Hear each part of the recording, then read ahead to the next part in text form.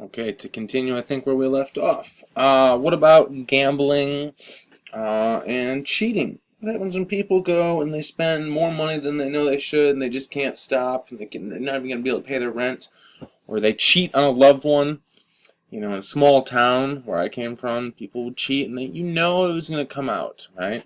Like, what are you doing? You're going to lose this good girlfriend just because, what?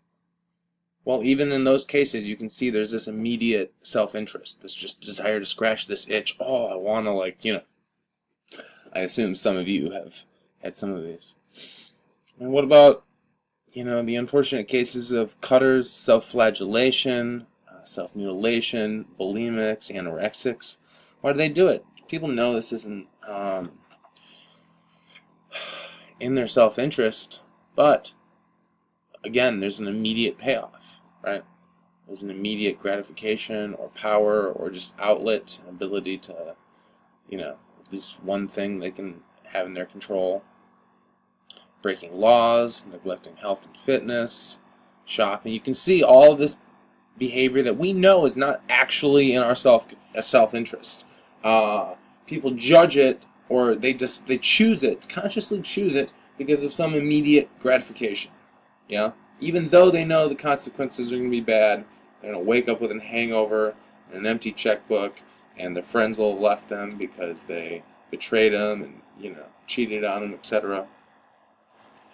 But you can see psychological egoism has an answer to all of these. Yeah, I assume. It's hard not doing this in class. So, the second one, another interesting challenge. Well, okay, if this is true and everything we do is basically selfish, right, out of our self-interest, done for our own reasons, what about any sort of altruistic or selfless actions? Are you really going to say that everyone's selfish? It's kind of a big, pompous claim, right?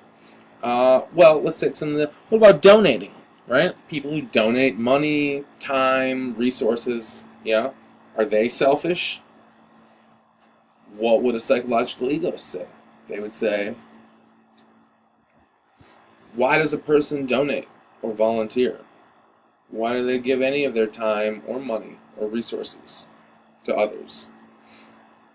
And what would you say? Well, they do it because they feel good when they do it. They enjoy contributing to others, right? Well, what's the thinking behind that? Well, they're doing it because it makes them feel good. So they're doing it out of their own values and interests. So actually, them helping others is in their self-interest. They feel good about it. So even there, the psychological egoist has them. Right? Makes sense? Or they do it because it's the right thing to do. Like, I was raised as a good Boy Scout and a church goer and whatever, camp counselor, and so I was raised to just help out all the time, whatever. You don't need anything for it. And it was good values, good habits to cement in me. But why do you do the right thing? Well, you do the right thing because you think it's important, even if you don't get credit for it or perks of it or yada, yada, yada. Well, still I'm doing that because of my own values, because I think that doing the right thing has inherent value, right? And so even that is done out of my own self-interest, So even there, you get it. What about being a parent? I love it. Yeah, how about being a mom? Is that, mic drop, selfless? Do parents not have to give up pretty much all of their free time, all of their social life, their hobbies, to invest, infinite time and resources into a child who probably isn't really going to be grateful?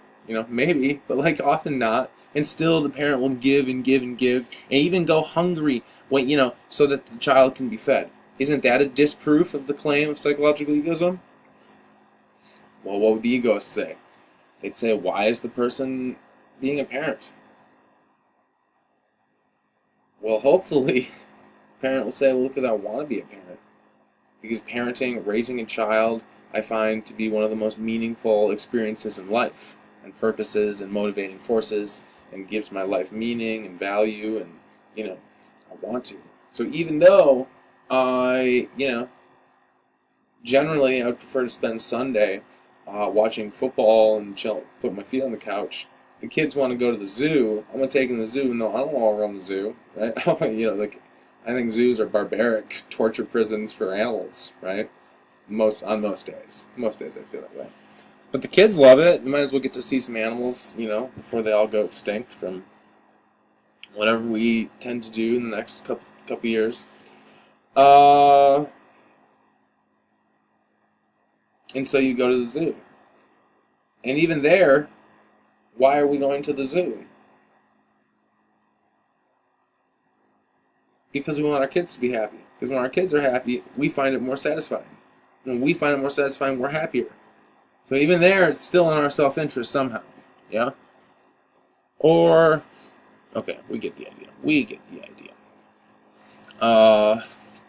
Dedicating our life to a cause, Many people have died for many principles.